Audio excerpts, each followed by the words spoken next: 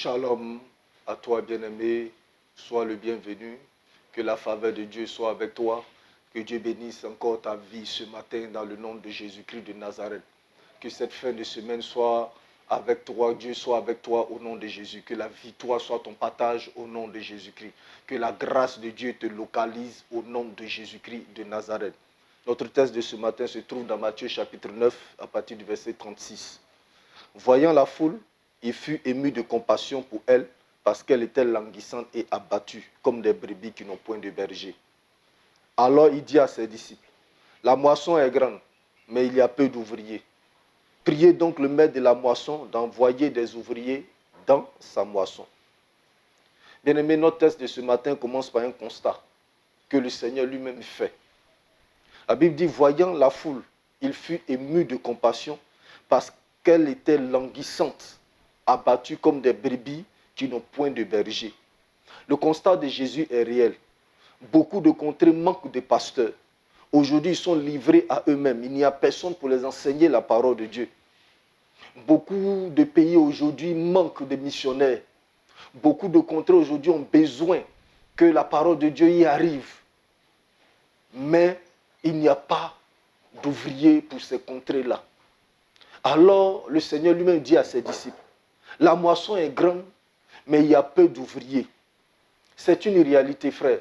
Il y a très peu de personnes qui répondent à l'appel réellement aujourd'hui. Parce que certains trouvent ce travail trop difficile. D'autres le trouvent trop contraignant. Pour un autre groupe, il y a trop de sacrifices à faire. Et le résultat, c'est que beaucoup de brebis aujourd'hui sont sans berger. Alors le Seigneur dit, dans Matthieu chapitre 9 au verset 38, priez donc le maître de la moisson d'envoyer des ouvriers dans sa moisson.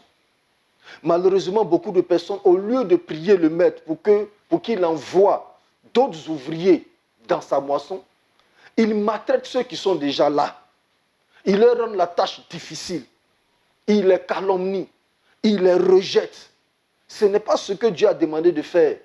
Dieu a demandé plutôt de prier pour accroître le nombre des ouvriers et non les diminuer. Bien-aimé, n'es-tu pas parmi ceux qui diminuent les ouvriers du Seigneur?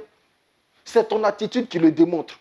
Tu ne les soutiens pas, tu les persécutes, tu les critiques, tu les calomnies, tu les rejettes, tu les méprises, tu les insultes. C'est ton attitude qui le démontre. Tu as besoin de changer de position. Le Seigneur te demande de prier le maître pour qu'il envoie des ouvriers encore dans sa moisson, parce que la moisson est grande. Alors si tu ne peux pas prier pour que le maître envoie des ouvriers, ne diminue pas ceux qui sont là. Aujourd'hui, beaucoup de serviteurs de Dieu sont dans la dépression à cause du comportement des fidèles. Beaucoup de serviteurs de Dieu aujourd'hui ont démissionné.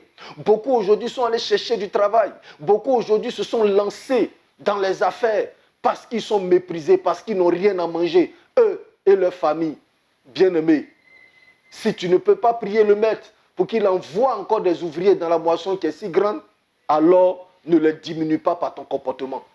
Change de comportement, change ton attitude, soutiens ceux qui sont là, prie pour ceux qui sont là, mais prie aussi le maître pour qu'il envoie de nouveaux ouvriers, afin que les contrées qui ne connaissent pas le Seigneur puissent entendre la parole de Dieu. La Bible dit, comment partiront-ils si une personne n'est envoyée? Mais bien aimé, beaucoup ont peur d'y aller, parce qu'il n'y a pas de moyens, parce qu'il n'y a rien, parce que le sacrifice qu'il faut faire est énorme. Ils ont besoin de soutien. C'est pourquoi soutiens-les, mais ne les diminue pas. Ma prière pour toi ce matin, c'est que tu sois partenaire à l'œuvre de Dieu, mais que tu ne sois pas ennemi de l'œuvre de Dieu. Sois un partenaire des serviteurs de Dieu. Sois un partenaire des ouvriers de Dieu, mais ne sois pas leur ennemi. Que Dieu bénisse ta vie.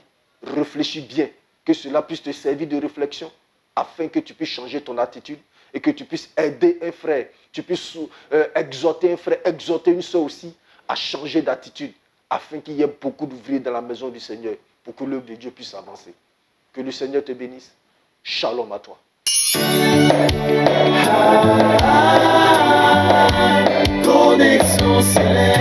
Le rendez-vous matinal qui vous rapproche de l'Éternel.